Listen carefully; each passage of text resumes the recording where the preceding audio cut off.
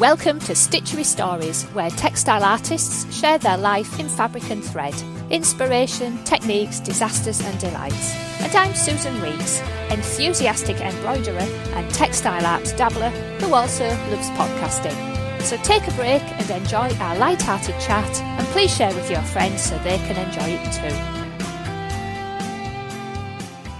Hiya, do you teach in-person art and craft classes and workshops? Or do you know someone who does? I'm Susan Weeks, and you know me as the host of this podcast. However, in my business, I am the Crafty Course Profit Booster. And I teach creative people how to create profitable online on-demand versions of their popular in-person art and craft classes. Yes, even if they are worried by the techie stuff. So if you would love more profit and less stress from teaching what you love, then I am creating a range of unique resources and courses for you. Visit the info page on the stitcherystories.com website for more details as they develop. And now, let's welcome today's fabulous guest. Hello and welcome to our lovely guest, Sarah Gwyer. Hi, Sarah. Hi, Sue. Brilliant to speak to you today, Sarah. And I just had a bit of I nearly forgot to record moment, but yes, never mind. The red button is telling me that we are now recording, so excellent. Sarah's another person who I've been kind of stalking on Instagram for quite a while, so I'm really excited to be speaking to her today, and I've got the usual pile of questions buzzing around in my head. Anyway, here is a quick bio for Sarah. Textile artist Sarah Gwyer was born in Gloucestershire and now lives and stitches in the Cotswolds. Gwyer uses stitch to draw influences together from traditional iconography to pop artists like Warhol and current events. After studying fine art in Cardiff, Gwyer headed straight to London to study a master's in printmaking at the University of the Arts in London. Having always been a bit of a magpie, she started stitching beads onto her prints, and soon the stitched elements took over. Ooh. Gwyer's work reflects on the themes of celebrity and consumerism and commercialism, using well-known faces and pop imagery. She pushes embroidery to new audiences, helping to ensure textile art is appreciated as the fine art form it is. That's a really great intro, Sarah. Thank you very much for that. And yeah, the thing that kind of starts us off is that you've come through very much from a fine art background, not a traditional stitching and textile art background. That's very strong, isn't it, Sarah? Yeah, well, actually, I used to do a lot of sculpture, sort of clay work and things. So I really enjoyed working in 3D. That was quite natural to me. But then when I was at university, I just wasn't quite happy in the sculpture rooms, whereas in the printmaking rooms, I just felt at home. So It kind of changed them. But obviously with textiles, I've been able to go back into sculpture again. So that's been really fun to explore that, because actually my grandfather was a wood carver. So I think I used to sculpt with him with bits of wood and things when I was really, really young. So it's been nice to go back to 3D through textiles. Yeah, cool. Yeah, and that leads us into actually the thing that I always start off with is what you're working on and what's got you excited, because the 3D piece is what you've been working on, isn't it? It is, yeah. It's my first sculpture in about 3 or 4 years, but I've been getting the current crisis, cost of living crisis has been sort of plaguing in the background of my head, and it doesn't feel right at the moment stitching celebrities when there is so much going on in the world and so many more important issues to be dealt with, and I just feel our government is not dealing with it in any shape or form. And it's just I felt I had to do something, and I just felt if I just stitched how I felt, and that might kind of help me find my way with my artwork again, because it's just when you're doing celebrities, it looks really vain and two-dimensional. My work is about more than that. Although I'm stitching famous faces, it's much more about society as a whole. But I felt that current situation, it's like celebrities aren't saying anything. Apart from Carol Vorderman, everyone's being really quiet. Yeah, well, there we are. That's it in a nutshell, isn't it? Yeah. It's like, oh, well, we're famous and kind of screw you, everybody. Yeah, so I think they're sort of keeping their cards very close to their chest to protect their professional lives. But I think, no, you should be shouting out and supporting the people that support you, and they're just not. No. Yeah, it is. I mean, there's so many people, isn't there, who do support. You know, it's like a bit of a standing joke's the wrong word, but kind of an ironic comment that people will, you know, we've seen this posted on Facebook and Instagram many times, haven't we? That people will quite happily go and buy some overpriced lipstick from some billionaire, you know, who's got a massive marketing team, and yet don't want to buy things from the friend who makes nice things or has the cheek to ask for a discount. You know, there's that kind of meme that goes around, isn't there? So yeah, it's quite interesting that you're now expressing those items in stitch, and you say using celebrity portraits. People don't often look beyond the meaning of why you've chosen that. It's just like, oh, that's a nice picture of, you know, whoever. So yeah. So that's an interesting change from you. Has that happened? Has that been evolving, Sarah? Would you say, or is it you've just finally thought, right, that's it, I've had enough, I've got to do something? No, it's been evolving. It's also partly though because of copyright issues. Celebrities today are now much more careful about how their image is used. Right. If you look at the sort of the original pop artists, they could shove any celebrity on a portrait and painting, and that was fine. I mean, it's still. But now there are artists like Beyonce who have actually copyrighted any image in their likeness. So even if you create an image using several different photographs, which is what I do to create an original image, and nothing is unique from that image, it would be impossible for anybody else to recreate it. Yeah. It's still covered by their copyright. So even original works of Beyonce, you can't sell without her permission. Right. So this sounds like a meaty topic for us to get our teeth into. So shall we come back to that, and we'll kind of do a bit more of an intro, and you can tell me about this 3D item that you've been working on, and then I think we'll dive into this copyright issue next as part of your story. Because my ears are kind of pricked up now, eager to have a chat with you about that. So the 3D piece that you've been working on, Sarah, would you like to kind of describe that, and we'll have a picture of that as well as part of your gallery of images too. So you've done a can, haven't you? I have. I've done an oversized can. It's of inequality soup, but it's actually titled Heat or Eat, and it's completely bead embroidered with, I think it's about 7,038 beads and charms. Precisely. I tried to get as precise as possible. For this one, I've counted as I've put every single bead on. Oh no! And I've counted the time it took, because I'm very aware of the cost of this item. It's going to be expensive, but I wanted to show where that price comes from. So the cost of the actual sculpture at the end of it is the hours worked at minimum wage, plus the supply costs, and then plus commission on top. Wow. So because it will be, because it's been over 100 hours work, it's going to be full figures, and it felt difficult to charge that when you're talking about people not being able to afford to eat or heat their homes, having to choose between. So it was really important that I could document why it's the price it is. Right. Yeah, because that's an ongoing issue too, isn't it? People don't understand the amount of work that goes into things.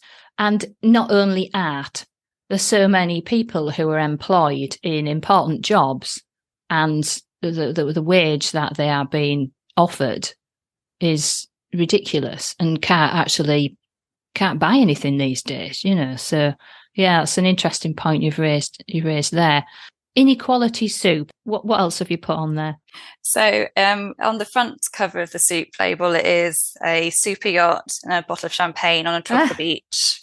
And then around the back, the instructions, and it's how to serve. And part of the how to serve is you can eat billionaire soup, hot or cold, for best results, taxed to extinction. It also has some manufacturing info, and I have put on there. It's also got the beads and the hours, but I've also put privileged artist, because I'm very aware of my position. Like it's my husband's wage that pays the bills. Right. So we're not in the position where we have to worry about heating or eating. And right. I'm able to, if I have a poor sales month, it doesn't affect us too much, the family. Whereas if I was a single parent, I'd be, as I used to before I was a parent, I'd be doing a full-time job and supporting my artwork through that. Whereas at the moment, my artwork supports itself, but it could never have supported a family at the moment. Right. Yeah. Well, yeah, I'm a single mum, self-employed, so I know exactly where you're coming from on on those aspects as well. So, right. So what set you? So obviously you decided to do something to reflect your concern about kind of what's going on at the moment. How did you come up with the soup idea? The tin can is the original pop art sort of motif, isn't it? And I wanted to do something quite Yes. iconic. Warhol and his Campbell soup, was it? Yeah. Yeah, So that's it. Yeah, yeah. the label to avoid copyright is half a Campbell's label, but also mixed in with a bit of a Heinz label. Yeah, so nobody can go for me because I've covered. So I've wanted to make it the most generic label ever. So it's like, well, let's take two really popular labels and sort of mix them together. Yeah, good point. So that's the plan on that. And so the metal on it is actually either crystals, silver crystals, or silver charms. Right. And it's got a ring of dollar bill charms along the top. Plus, it's also got quite a lot of little hidden charms. So there's a charm of a mask, and that is very much to do with some recent reports on the PP scandal. Yeah, and all the millions that changed hands Shocking. over that. Yeah, wow. So this looks like something I'll have to go back in and go back onto your Instagram grid and kind of zoom in and have a real good nosy at the detail going on that. So yeah, it's a bit like doing Where's Wally, isn't it? Really, kind of spotting in, try and find the different things, and that's what I love about all the charms that you use as well. Yeah, I definitely go for a bit of a Where's Wally view. I like the idea of it being from far away. It's quite abstract, but then you go in, you can look around and you'll see different charms. And actually, even when I have work up in galleries, people who visit a couple of times will say, oh, I saw different things the second time to the first time. And I like work that's going to provide lots of hours of viewing. Like if you've got my artwork in your home, you're going to be enjoying it for a long time because there'll always still be a new thing to discover for quite a long time. Yeah, keep your kids occupied for ages as well, won't it? Right, today, yeah. who's when they're moaning about being bored, right? Who's going to go and spot the XYZ thing on there? Oh, brilliant! I really love that. Thanks for sharing the background to that particular piece, Sarah. I'll just quickly go back into your kind of origins, how you got interested in the beads, adding beads onto your stitching. Where did that come from, do you think? Just from being a magpie, do you think? I have always really liked colour and I've always really liked shiny things. But when I was a student, I had a part-time job at Accessorize. So suddenly you were given an allowance to spend on, with like a big discount to spend on jewellery, and I just went mad. Right. And can I just say, for anyone who's not in the UK, Accessorize is it's like jewellery and things and bags and beaded purses and stuff, isn't it? At the time, it was very, it's gone a bit more generic now, but it was quite different. There was quite a big emphasis on beads and sparkly things and colour. Yeah, it was really heaven for me. So you used to work there and then spend all your wages back on all their stuff, did you? Yeah, all my wages. But at least then I had a huge bead collection by the end of it. So did that get you started then? You thought, right, I've grown out of these things now. I'm going to take them to bits and start putting them on my prints. Before that, I've been putting beads and things onto bags and things. Yeah. But it very much, I've got such a collection. I've been working on print at university for 2 years by this point. I missed texture and I was getting a bit bored of flat. So I was like, right, I just started embellishing the prints and then I just loved it. And I just started adding beads and doing portraits, and it just felt really natural. Yeah, I felt like it felt like it was very much, this is what I'm meant to be doing. And then when my first beaded portrait got shown across lots of papers and things, I was like, okay, I'm definitely on the right track here. Right. So it just kind of, it just felt really natural, and I do love it, but I find it quite exhausting. So I can't do many. I'm not surprised. Your fingers will drop off. Oh, they're quite numb. The ends of my fingers are really numb. So I can't really feel them anymore. Oh, no. Probably not good. But it helps because they're almost like thimbles at the ends now. So I don't recommend that. Actually use thimbles. It's probably a better thing to do. Sarah Thimble fingers instead of Edward Scissorhands. Yeah, kind of. Oh, no. Yeah, definitely. Yeah, right. Thimbles. Yeah, possibly a good idea then. Yeah. Right, I forgot what I was going to say now. So portraits. in beads is not necessarily the thing you would automatically think about. It looks incredibly complicated to recreate an image of somebody's face in all these beads. How did that skill evolve? Was that, you said you'd a portrait had been shown in lots of newspapers. Was that the first time you'd kind of tried doing a portrait with beads? Yeah, it was literally the first beaded portrait I did, or maybe even actually maybe the second. It was shortlisted for Welsh Artist of the Year, and it was Charlotte Church, so the Welsh papers just seized on it. Right. I think it might have been the second actually, but I'd done portrait work as flat lino prints. Right. So then that's how the portrait as beads sort of came in. Right. Yes, because coming through from your fine art background, yes, I always find portraits, it to me just must be the most difficult thing to do with faces, and then there you are doing them and then whacking beads on them. See, I find landscape really difficult.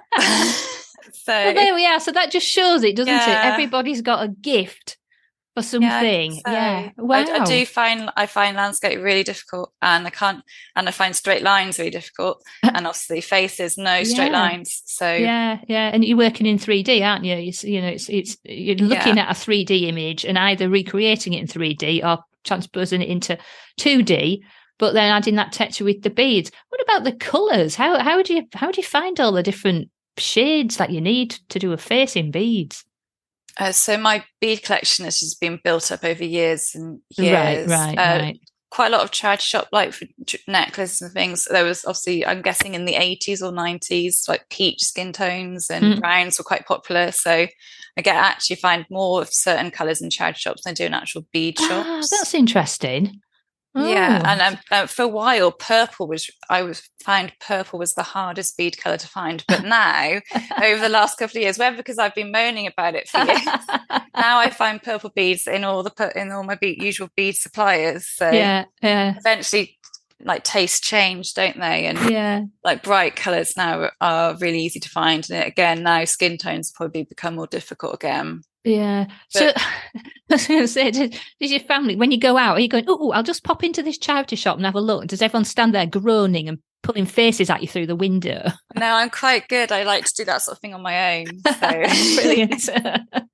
Just on my own. So I've got my own time. I can take my time, and also then my husband doesn't know how much I'm spending. Probably just as well.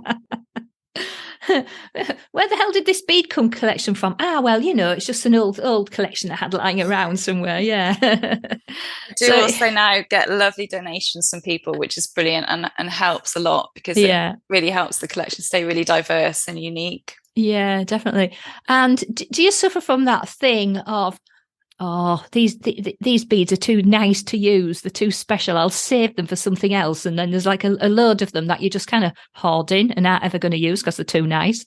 I have a little pot of ones that I can't bring myself to use, although I'm trying to. A lot of them are from actual lamp work artists, so they want me to use them. But it's obviously then it's kind of like artwork, which is lovely. But they're just, I will use them. They're just waiting for the perfect project. The perfect project. Yeah. Especially like ones that are multicolored and things, they can be quite difficult to use. But when you can get them in just the exact point, then it's like it's meant to be. Yeah. Oh, brilliant. Your profile picture that you sent to me is you in front of all these shelves covered in a rainbow of jars and boxes and stuff full of rainbow coloured beads. So it just must be absolute bead heaven in your studio. I do describe it as my bead heaven. It was done originally to save a lot of time, but now I also find I get quite stressed if they're not sorted. So it's also to keep me slightly sane, is to keep it all in order, because obviously there are millions of beads behind me as I speak. If they weren't in some sort of good system, I'd spend most of my time making artwork just trying to find the right bead. Whereas rooting around, I probably, with my current system, I could probably find any bead I need to. Because sometimes I'll be working on a piece and I think, that dog-shaped bead in that colour would fit perfectly there, and I can go straight to it.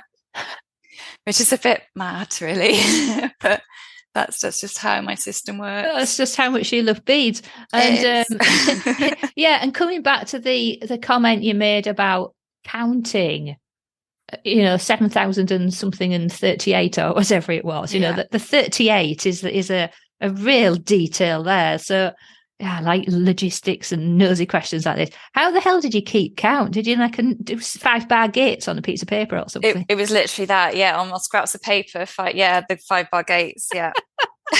Which is a bit insane. I've been trying to find other ways to do it, but actually I find just notching them down is the easiest way for me. Yeah. I mean, it's approximate. I must miss the odd one.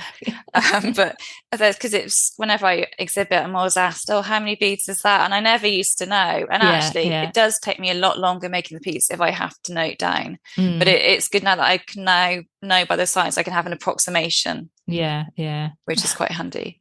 Yeah, I suppose you've got used to a certain density. So I guess you can kind of work out as well for an area, a typical kind of average amount that would go into, a space. Does that work? Doing it like that? For example, a 50 centimetre square portrait is roughly 6,000 beads. Right. So, I can work out, and that helps with pricing commissions as well. Yeah, because that's the other thing, isn't it? So it's all real and good having a stash of stuff. So, beads that have been given and, some have been bought, some have been given, some have been found as little treasures in charity shops, etc. And I think, and that happens with thread and fabric. And I think the temptation can be, oh, well, the materials didn't cost me anything, therefore it doesn't matter. But they've got at least to be replaced. And the time taken to replace them has got a value as well. And, this time you might have to buy them rather than find them. So, I just, again, a point of something I came across a while ago is kind of reminding people that your stash isn't no cost. It's not and never was free. Some bits might have been, but it's a mixture, isn't it, Sarah? So I think you've picked up a good item there about using your stash and where it's come from and the pricing, therefore, when you're using your materials for commissions. Yeah, because I've got some beads, some of my lampwork beads, they're £20 each.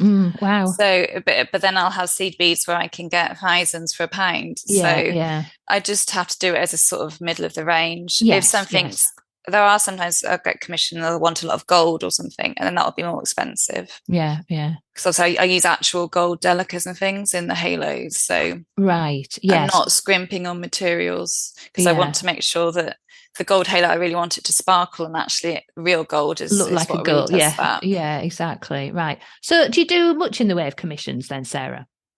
Not recently. When I was straight out of graduation, I was with a gallery, and so that was all I did. Right. But now it's much more mixed, and actually people prefer to see what I've made and then buy what I've made. Right. Yeah. The problem with commissions is obviously it's really hard.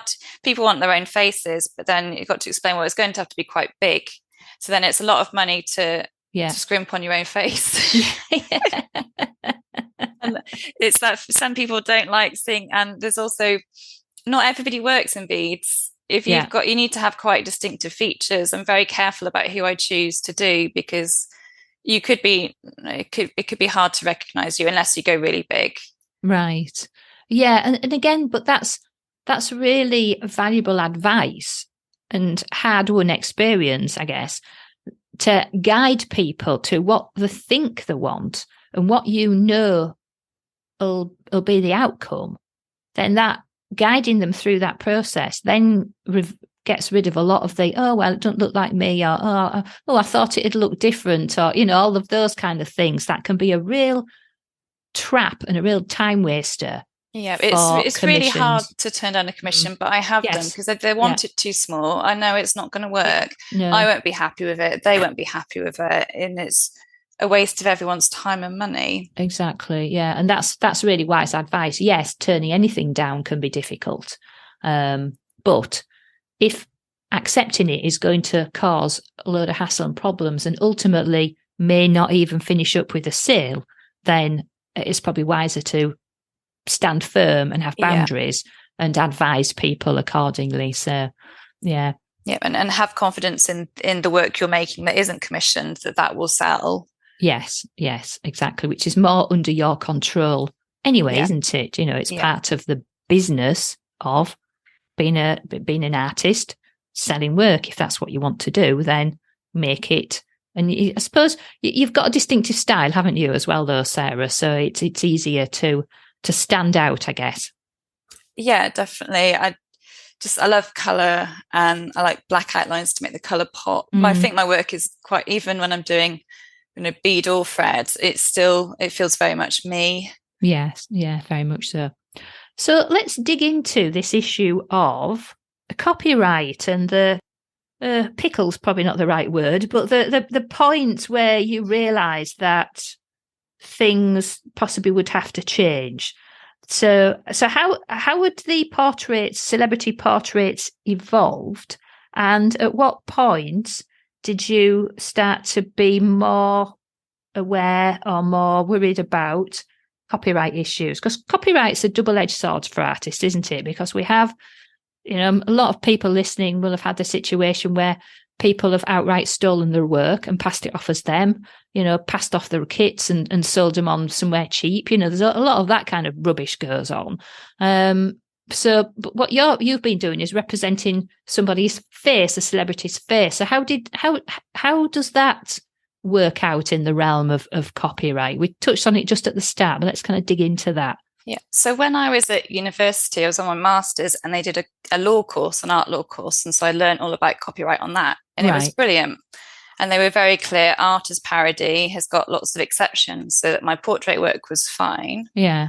And wouldn't be touched by copyright, because I wasn't doing, they were portraits of celebrities, but they were portraits as saints. So there was the parody element, so that copyright wise, my work was clear to carry on with as it was. So I wondered why we had the halos and things going on. So that's interesting as well. Yeah. So, right, yeah. So it's a parody element very much in most cases. Yeah, because we look upon these celebrities as saints and people to follow. And in the olden days, we would have just followed religion, and now this is kind of, for a lot of people, their new religion. True, yeah. And so when I was working with galleries, and because I would ask, because it's an obvious concern, they said, "Oh, by the time you have to worry about copyright, you'll be earning enough money that it won't be a problem, and you just pay them a certain amount of the purchase price. Oh my! And that will be fine." Wow. In fact, I still have galleries saying that to me now, and I go, "No, I know it's not true anymore." Wow. Yeah. So oh God, I'm absolutely gobsmacked, as we say in Yorkshire. Wow. What felt advice that is that? Publicity. So all publicity is good publicity.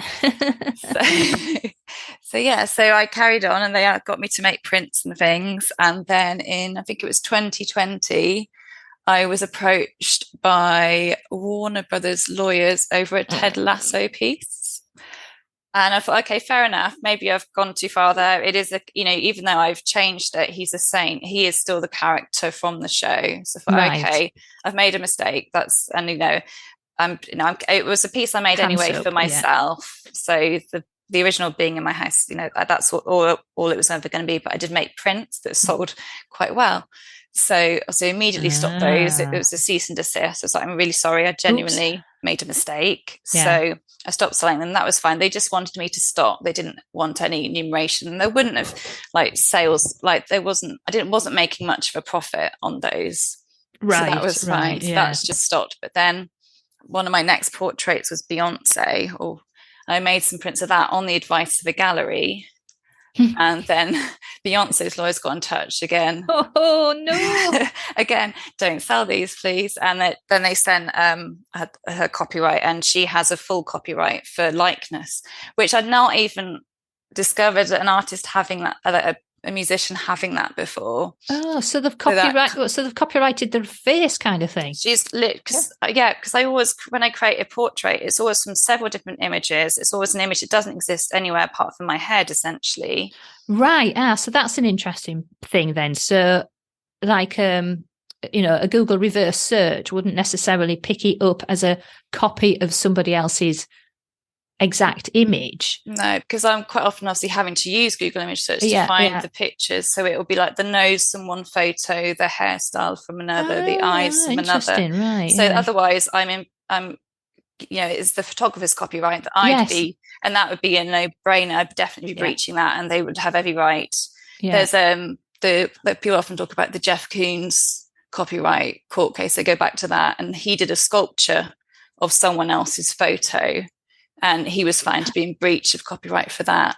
Oh, right. Yeah. And if you're changing it quite significantly, like he changed all the colours and everything, but essentially it was based solely on that image. So that's why he lost that court case. Right. Yeah. And I think that's possibly one of the most common things I've seen stitchers fall foul of, is taking somebody's photo and, you know, converting it directly into stitch. So you can still see, you could compare the stitched version with the photo, and they've been caught out, kind of thing. Yeah, I mean, they're all in breach of copyright. Yeah, absolutely. So it is something that it's like possibly almost the world's most boringest subject. But if that's what you're doing, and you're also making a business out of it, and you know, if it's something for yourself that you're going to hide on your bedroom wall and not show anybody and nobody'd ever see it, well, no, and that's absolutely fine for personal use. So I don't think, you know, you're not making any money from it. No, so it's fine. But the minute you start trying to, as you discovered, make prints or, you know, anything, any commercial use of that image, then you're going to get caught, aren't you? Definitely. And very, very quickly now with the internet, and they have bots looking for copyright problems. So it is found very quickly. Faster and easier for them to catch people now, because they don't even have to have somebody sat searching now, do they? It's just automated bots and artificial intelligence, and off we go. Right. So you've had to dive into the intricacies of copyright, which can, as you know, get very, very complicated. So after those two experiences, then what did you decide to do, Sarah? I did flowers for a bit. Floral is always a good one to go back to. As long as you've taken the photos yourself and your own flowers, then you can't really go too wrong with that. So I did some rainbow roses for a bit, but it didn't really inspire me much, unfortunately. Right. And there are so many artists doing flowers so well. I don't feel I really need to add to that. Right, yeah. But that's when the ideas for the soup can, the inequality can, was started to go around my head. Right. And so then after a while, I focused on that. But I am now back to celebrity portrait. Right. And I'm working on a large Taylor Swift, which I've been working on for nearly 2 years now, I think. Right. And I'm still going to finish it. Her copyright is very comprehensive. But by all accounts, I can sell the original. I just can't make prints from it. Right. So that is the plan. Fingers crossed. Yeah. I will still be doing sled portraits, but I am going to have to diversify, because it's quite often it's the prints and the greetings cards that I sell that are the regular income. Yeah. Yeah. So I will still be looking at, probably will do some more floral work. Yeah. I'll still be looking at ways of, because I spent 3-4 years studying printmaking. I do enjoy prints. Right. So I'd like to still be able to make prints of textile work, but it'll be looking more along the lines of perhaps a beaded flat cans that are then turned into prints or something like that. Right. Yeah. So basically, quite often the people who I chat to, the work has evolved for all sorts of different reasons. But I think you're the first person who I've chatted to whose work's evolved as a response to copyright rules and cease and desist limiters. Yeah, I think that's one with being a pop artist these days, is that with everyone's so litigious now that you couldn't, I don't even know the pop art movement would even work. Yeah, if it had started in these times. I don't see how it could have got off the ground. Yeah, is it still is pop art still a genre? I probably have said that wrong, but is it still a genre? Because, it was a real thing, wasn't it? And now, is it? There are some artists, and there are some artists that Disney allowed to do sort of parody of. Right. But they're all male, and they've all got lots of money, and they all know the right people. So I think if you're signed to the right gallery and you're charging the right amount of money, I think you can still do art on whatever you want. The rules don't apply. Yeah, you just pay the lawyers when you need to. Right. Obviously, Jeff Koons can still do whatever he wants, and he just pays everybody off. But that means that for artists starting out and emerging, it's probably not a great subject to be in. No, yes. So there we are. Another top tip: if you're just getting going, don't do celebrity faces and pop art. Unless you've got a big pocket. And actually, if you go around lots of galleries, you'll see lots of portraits, and they're not most of the time they aren't of people that people know, and they still sell. So it shouldn't it shouldn't put people off going into portraiture. It shouldn't feel like you have to do well-known people to get noticed. Although that's what I do. Yeah. Actually, did I need to do Charlotte Church to get in that Welsh paper? Maybe, but maybe if I'd done just a really brilliant portrait in stitch beads, that would have been enough. But I'll never know now. You'll never know, exactly. And well, to be honest, as you say, it's the cult of celebrity and people famous for being famous. You think, well, why the hell are they so apparently famous? It's like nobody really knows sometimes, do we? So yeah, another aspect of it all, really. It's quite fascinating when you dive down. As you say, you'll never know, but I bet you're forever grateful. Yeah. Oh, yeah, definitely. Yeah, I'm very fortunate to be in the position I'm in currently. Oh, dear me. Copyright, and we've changed. You've changed, the aspect of your work. Although you said you are bringing some portraits back in again. So what's going to happen with the soup, the celebrity soup? I've put it in for the Royal Academy Summer Exhibition. It's my yearly punt. It's always worth a punt, although the odds are very much against you. But I wanted it to be seen by a lot of people, and tens of thousands of people go to that show, so it's the best chance of getting seen. Yeah, and as you say, the annual punt, I don't know how many posts I've seen recently. Has the deadline gone? The deadline was last week. That's it, yes. Lots of late night stitching around the country, I think. I've seen lots of posts of people saying, it's gone off. Let's fingers crossed. And then it's always brackets, and it won't get in, never does kind of thing. But I think Stitched Art is making a bit more of an appearance, isn't it? But it's still very much the exception. Yeah, there was quite a lot. I'm not sure about last year, but the year before they made a point of trying to get a lot of textile art in and had. Yeah. I was in 2017, and I think that year there really wasn't much textile at all. And I was told by the judge that she loved my work, but the other judges were really not for it. So I was very lucky that one judge was there that year. Excellent. Yeah, well, it comes back down to the variety of judges, doesn't it? And different people's opinions. So, yeah. It's so subjective. You never know, but it's worth a punt. You've got to try, haven't you? If you don't try, well, it's never going to get in, is it? So, yeah. So to everybody who's listening, who's put one in, it's a massive it's a big yay and a big cheer for actually doing it. And B, fingers crossed for everybody as well, including, of course, you, Sarah. So is there like a first date when the first to tell you that you're not in?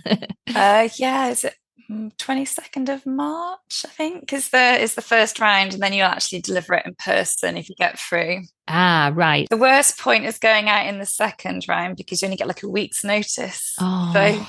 So you're having to sort of buy your ticket in case you've got in. Oh God. Well, unless you want to pay like last minute travel costs. Yeah.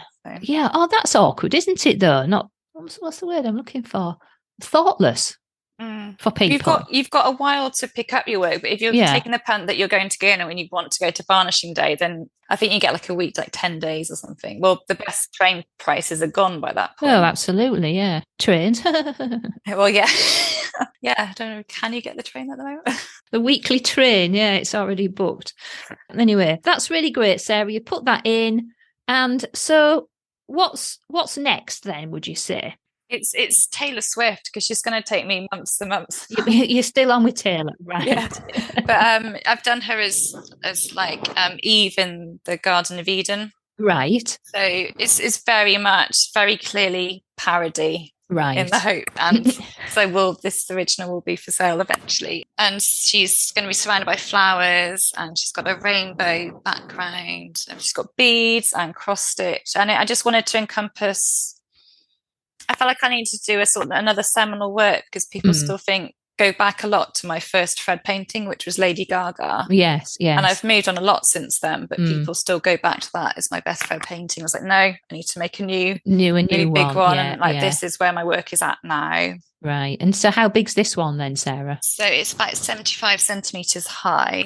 Quite big then for a portrait, isn't it, with all that stitching going on? Yeah. Wow. Yeah, it'd be my biggest thread painting I've ever done. I think it'd be, just slightly bigger than the Dutch Cambridge, so it would be bigger. Yeah, crikey. Yeah, put a thimble on, will you? Your fingers are going to fall off. Sew for half an hour, take a break, and sew for half an hour, take a break. It's actually my shoulder is the biggest problem. Yeah, do you know, I often see this and wonder myself. I mean, I don't really do very much stitching at all. I really don't have time. I grab half an hour here and there. If I do an hour a fortnight, I've done really well. But yeah, quite often I do wonder to myself, how on earth do people physically sit and stitch so long, so intensively? I couldn't. Says me, I sit at my computer all day long, don't I? So, I guess I've been doing that for 35 years. So I'm surprised my hands haven't fallen off and my neck seized up totally. But yeah, posture and taking breaks, I think, is the wise point there, isn't it? Posture's the key, and making sure that you've got everything at the right height for you and the right setup. And then actually, with regular breaks, I can do 6 hours while the boys are at school, no problem. I think 6 hours is sort of my max I can do in a day. I find that actually then, if I've done that all day, I physically, I'm zoned out. You've had enough, haven't you? Yeah, I have. That seems to be my maximum. Yeah. Whereas when I was working part-time, I would find if I worked somewhere else during the day, then I could stitch right through to bedtime when I got home. But I find I can't do evening stitching if I've done it all day. And I've got to ask this. Have your kids ever attacked your beads and thrown them all over the place? Yeah. Helped, shall we say, and they've gone everywhere. When my eldest was a toddler, we discovered a bit too late that he could open the lids when they used to all be in pots. So we found that getting them out of his mouth. Oh, that was fun.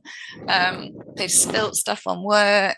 Yeah, it's just part of it. It's just part of parenting, isn't it? Yeah, parenting and sewing. I know when my young lad, when he was like a toddler and stuff, he was never one for, like some kids are always in the pan cupboard and the tins. He was never bothered about the pan cupboard or anything like that. But the minute I tried to do any sewing, and we was living in France at the time, so I didn't have like a sewing room or anything like that. So I had to get things out, and I've got, like them big toolboxes, big plastic red toolbox with the big clip things on the front and the trays and stuff. Well, the minute that came out, whoosh, it was straight in there. And of course, it's full of it's badly organised. It's full of sharp scissors and pins and things, and it's just like, oh, God. So then I took all the sharp bits out and then just would let him root about. It was a mess anyway, so it couldn't make it any worse. It was like, okay, just wait till he's gone to bed. Because I used to work in the dining room, but now I've got my own studio. But they've already shoved a table in there for themselves. And now they also work in the studio. And in fact, my son is in here at 7:30 every morning. Oh, bless him. Just colouring in with his felt pens.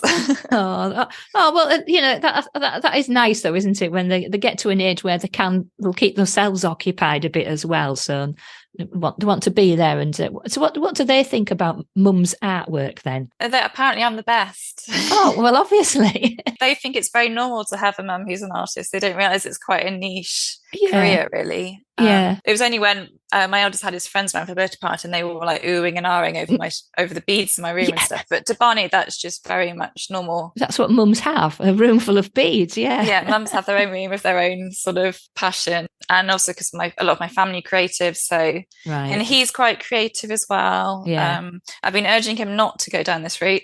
Don't start off in pop art. I'm hoping he'll go down the web design, still creative, but in a different way. Yeah. He does love his computers, so maybe. Well, he'll be sat like I have been at a keyboard. Well, actually, I don't know. I don't know how that'll evolve. A lot more pads and pens and, electronic pens and stuff like that might be better. Oh, yeah, but it could be very different. Yeah, but sometimes you just honestly can't beat a keyboard.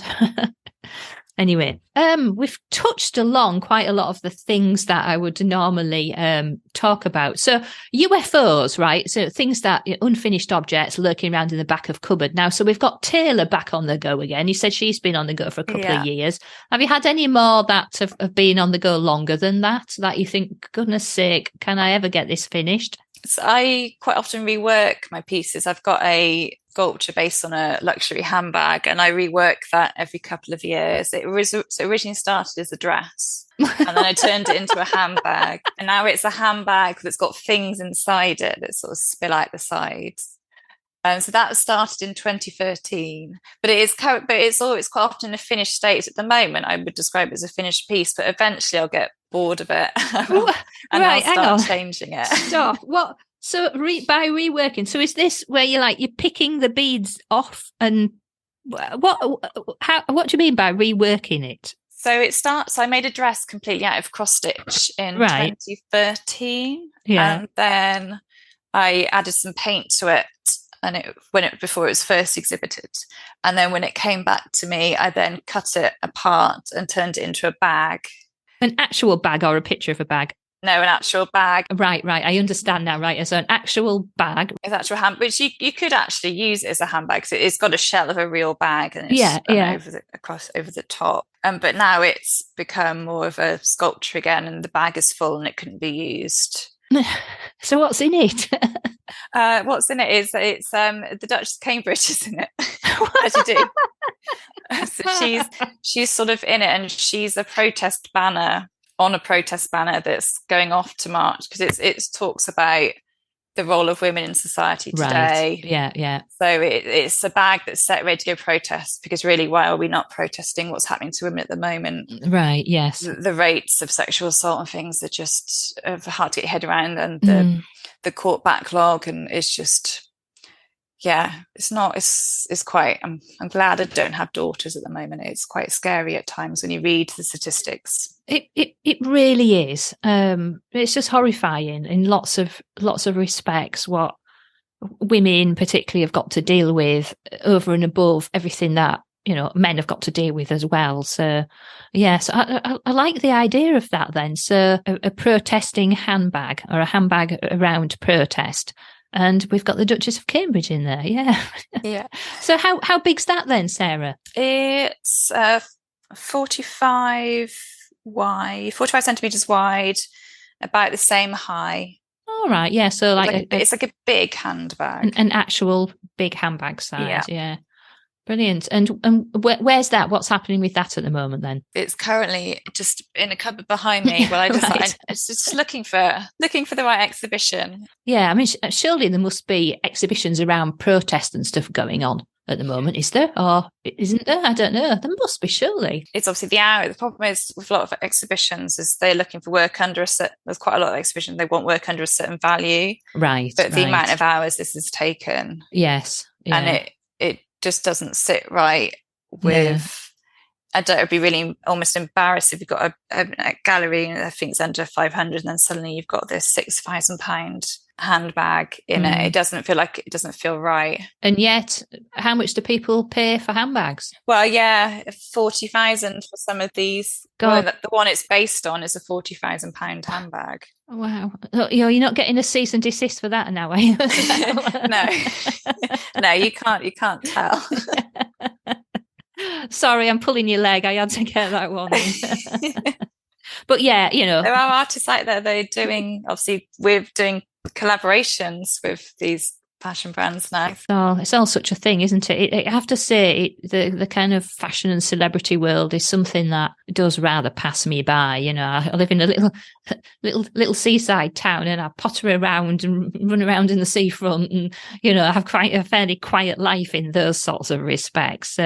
Wear endless amounts of lycra and sportswear that usually I've had for years as well, because it didn't wear out, does it? So, no.